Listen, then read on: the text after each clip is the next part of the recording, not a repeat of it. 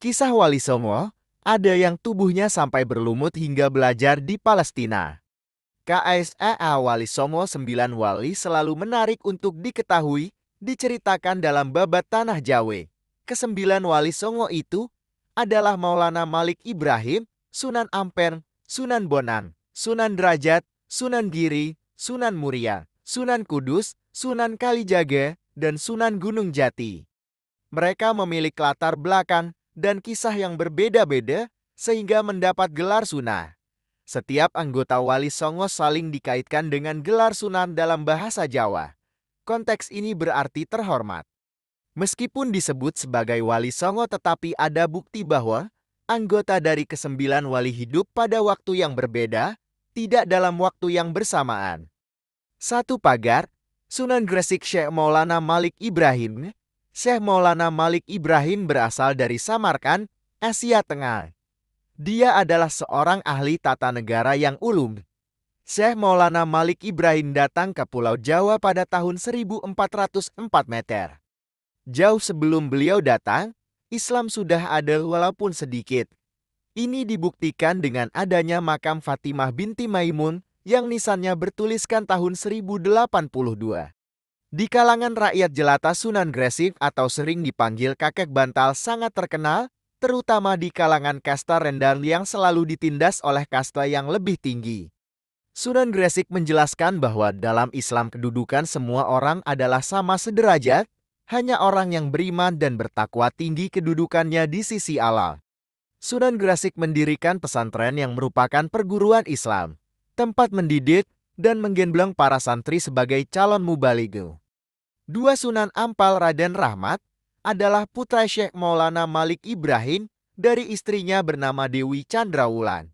Beliau memulai aktivitasnya dengan mendirikan pesantren di Ampel Denta, dekat dengan Surabaya.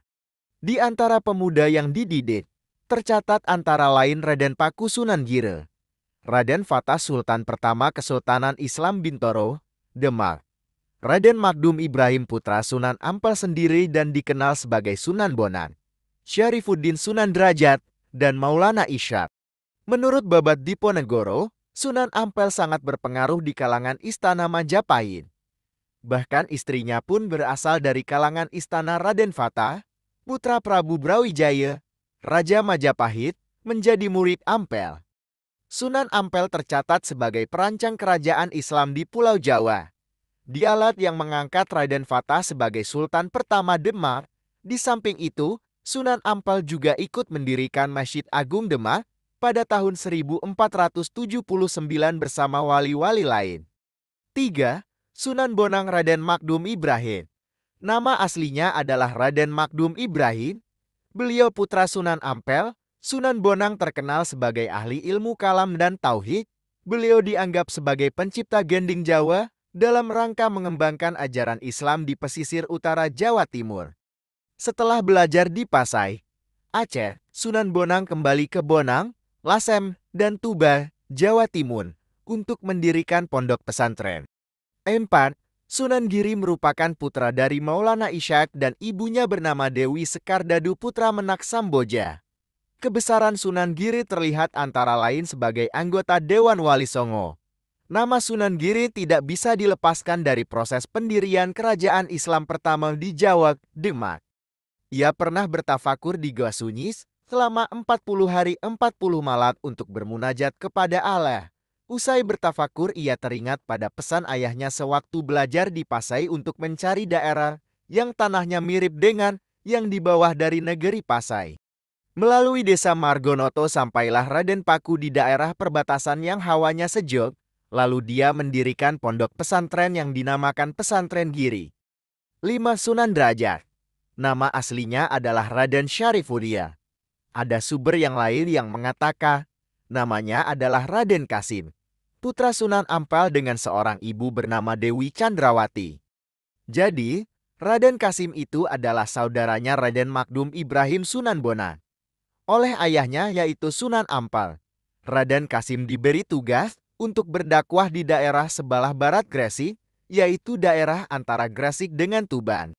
Di desa Jalak itulah, Raden Kasim mendirikan pesantren. Ia berdakwah dengan menggunakan kesenian rakyat, yaitu dengan menabuh seperangkat gamelan untuk mengumpulkan orang, setelah itu lalu diberi ceramah agama. Sampai sekarang seperangkat gamelan itu masih tersimpan dengan baik di museum di dekat makamnya. 6. Sunan Kalijaga. Nama aslinya adalah Raden Sahid. Beliau putra Raden Sahur putra Temanggung Wilatika Adipati Tuban. Raden Sahid sebenarnya anak muda yang patuh dan kuat kepada agama dan orang tua, tapi tidak bisa menerima keadaan sekelilingnya yang terjadi banyak ketimpangan, hingga dia mencari makanan dari gudang Kadipate dan dibagikan kepada rakyatnya. Namun aksinya ketahuan ayahnya, hingga dihukum, yaitu tangannya dicampuk 100 kali sampai berdarah dan diusir.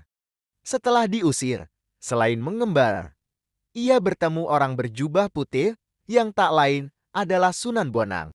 Lalu Raden Sahid diangkat menjadi murid dan disuruh menunggui tongkatnya di depan kali sampai berbulan-bulan hingga seluruh tubuhnya berlumut, maka Raden Sahid disebut Sunan Kalijaga.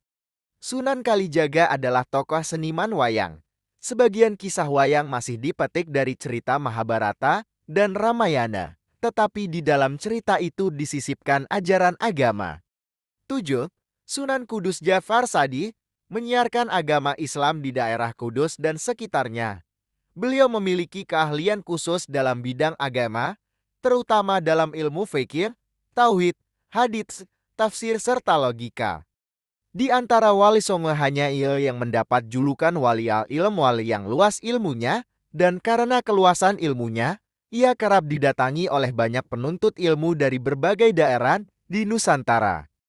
Ada cerita yang mengatakan bahwa Sunan Kudus pernah belajar di Baitul Maqdis, Palestina, dan pernah berjasa memberantas penyakit yang menelan banyak korban di Palestina. Atas jasanya itu, oleh pemerintah Palestina ia diberi ijazah wilayah daerah kekuasaan di Palestina.